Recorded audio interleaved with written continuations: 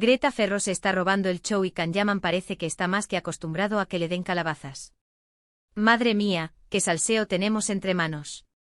¿Es que os habéis enterado de lo último?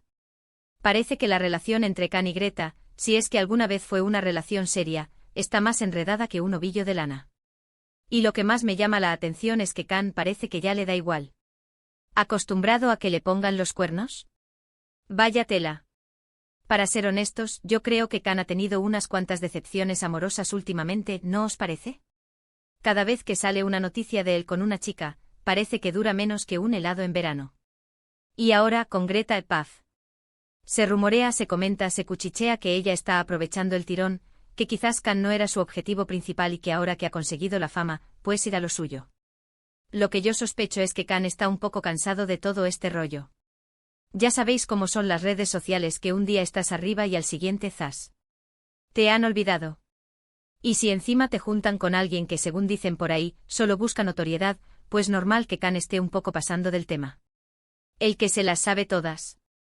Muchos dicen que Greta es una oportunista, que ha visto en Can el billete hacia la fama. ¿Y quiénes somos nosotros para juzgar? Al final, todos buscamos algo, ¿no? Pero sí que es verdad que la forma en que ha pasado todo esto, de repente sin previo aviso, deja muchas dudas en el aire. ¿Hubo algo real entre ellos o todo fue un montaje para las portadas? Yo creo que Can ya está inmunizado a este tipo de situaciones. Ha estado con modelos, actrices, influencers y al final, parece que siempre acaba igual. Solo, o al menos sin pareja oficial. Quizás ha aprendido la lección y ahora solo quiere lo que es para él, sin rodeos. Y si Greta le está mareando la perdiz, pues él a lo suyo. Que no se diga que Can Yaman se deja pisotear. Pero volviendo a Greta, que la chica se está haciendo un nombre a pasos agigantados.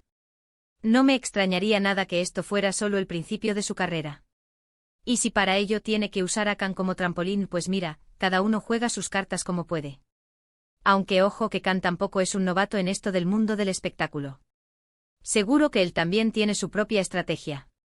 Lo que sí es seguro es que esta historia tiene para rato. Y nosotros aquí, esperando a ver qué pasa. ¿Creéis que Greta se ha aprovechado de Can o que ambos estaban jugando sus propios juegos?